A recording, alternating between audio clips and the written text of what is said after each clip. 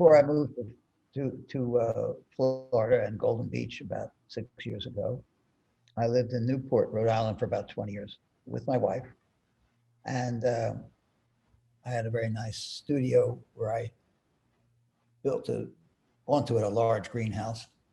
So I could have lunch in the greenhouse with my banana trees and things like that. And I was very much into growing things. I had another greenhouse, 2 greenhouses, and landscaped the whole yard and built 3 pools, swimming pools, because my wife likes to swim every day. So we had a great indoor pool and 2 outdoor pools. And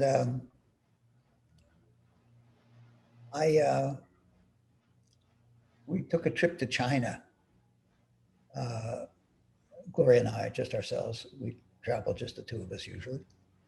And when we were in Xi'an, which everybody makes a stop there to see the warriors, that's the town, the city next to, that's closest, large city closest to where the warriors is. It's about an hour from where the warriors are, but it's the city that's the closest.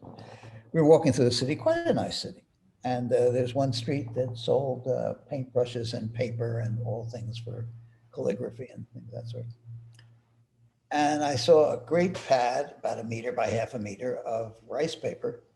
And I bought it, big, not just a wad of it, not connected, just when I say pad, you think it was glued at one end. No, it's just a bunch of paper, lots of it, 500, 1,000 sheets.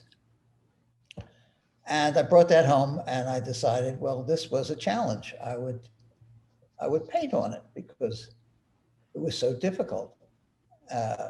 Because if I stopped the brush, the paper dissolved.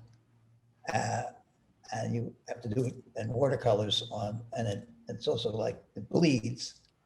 So I thought it would be very good training. And I started painting maybe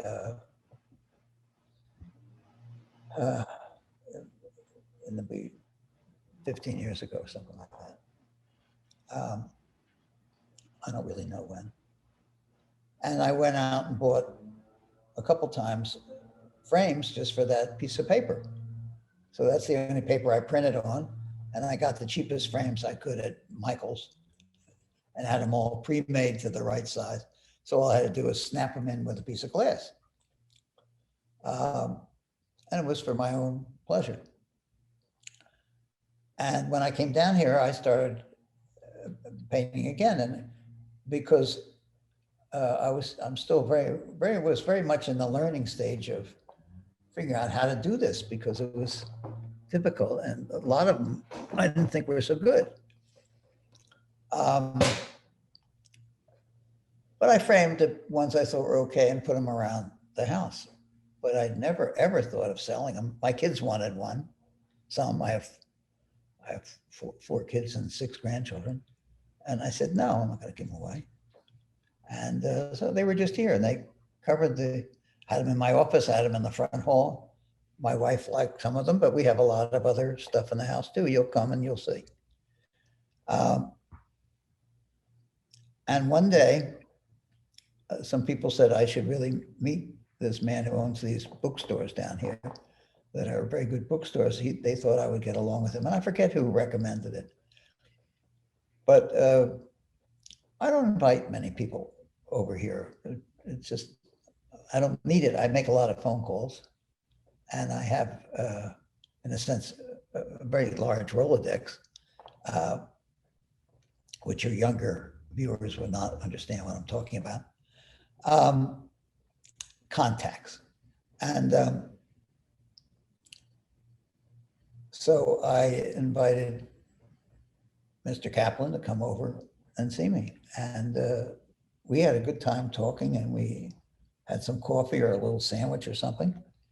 And he came into my office and looked around and said, boy, I like these things.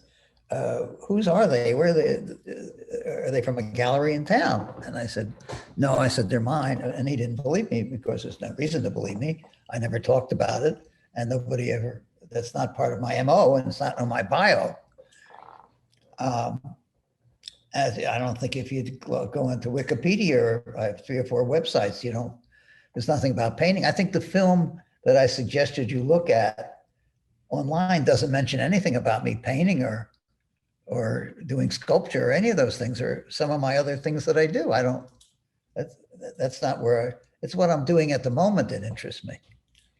Anyway, I convinced them that they really were mine, and that no, I don't have a gallery and I don't sell them. But I do some paintings. He said, oh, I really like them. I said, I'm not kidding you. I like them. Well, I said, that was really nice, because people don't come in and tell me that. I don't have that many people come in, but when people come in, they don't say much of it all. I think people are really flat. They're not my favorite animal. And 2 months later, and I think it took 2 months to convince the head curator of the museum to come from, and I can certainly see why. I wouldn't have done the reverse. If he had told me of something in Coral Gables, I would not have gone to see it, particularly if it was from an old, short, fat Jew who paints birds as a hobby in watercolors. I mean, that is just, you know, I'm not the next Basquiat, right? Perhaps not even the next Grandma Moses. Anyway, he convinced her to take that trek, which is an hour trek, to come and see me, but she liked them too. And that's how the show happened.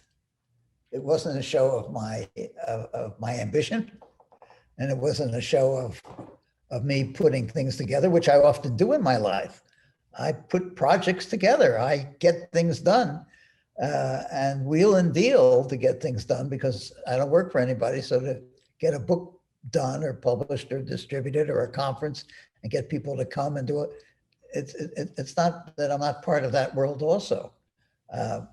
But I wasn't part of this happening. And then I thought, well, it's rather interesting to do this. So I did that, but then COVID hit.